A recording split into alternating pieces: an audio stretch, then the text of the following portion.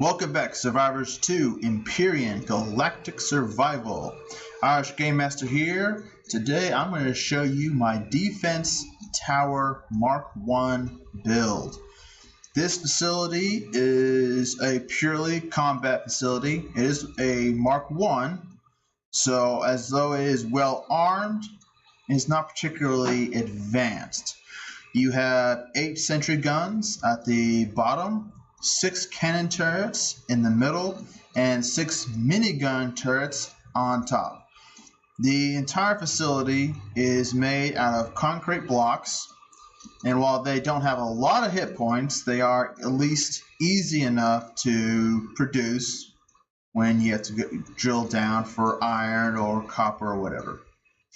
So I tried to make this base as easy to build as possible for the terms of resources. The guns themselves have a small amount of protection.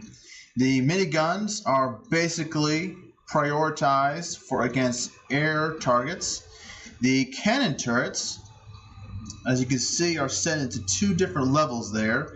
The lower level is to support anti-air operations, while the upper level gives you strong support against ground targets. Now, as you can see, under here is where I've placed all the fuel tanks, the ammo boxes, the core, and the generators.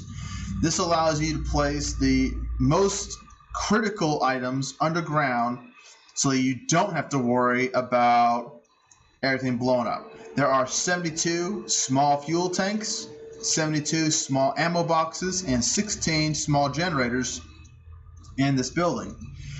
By placing all this stuff underground, you don't have to worry about someone or something striking a fuel tank and blowing the whole thing up, because to do that they'd have to go through quite a bit of dirt first.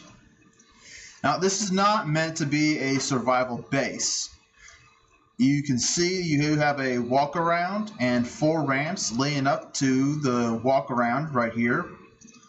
And there is one entry over here on the side. Let me swing around over here. You can see it. I did make the ramps long enough and thick enough so that you can plant them a little bit in the ground so you don't have to ever jump up on top of the ramp. I found that to be a bit of an issue when I built it.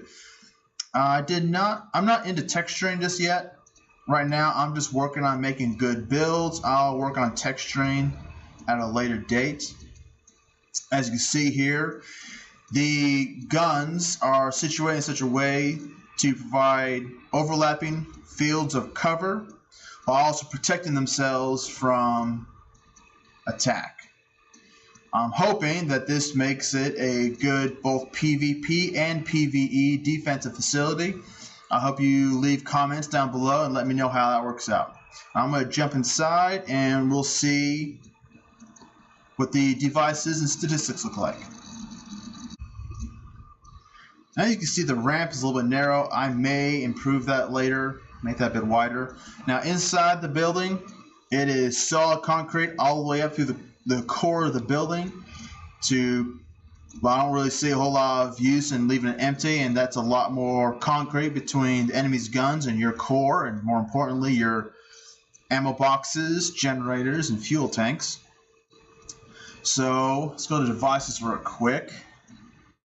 First, total production time, hour and a half, 3,400 stone dust, 364 iron ingots, 780 copper, 612 silicon, and 168 carbon substrate. While not exactly a cheap facility to build, it is small, compact, and robust, which should give you a good defensive option. I like to set up the devices fairly simply. Ammo, cannons. I put the core and the door and miscellaneous. You have power, sentry guns. Makes it easy to see what you have through devices, and also makes it easy to set sentry guns just for, predators, whatever. You can set the cannons and miniguns for something else. Now, at full fuel capacity, this facility will run on its own for 2 solid weeks.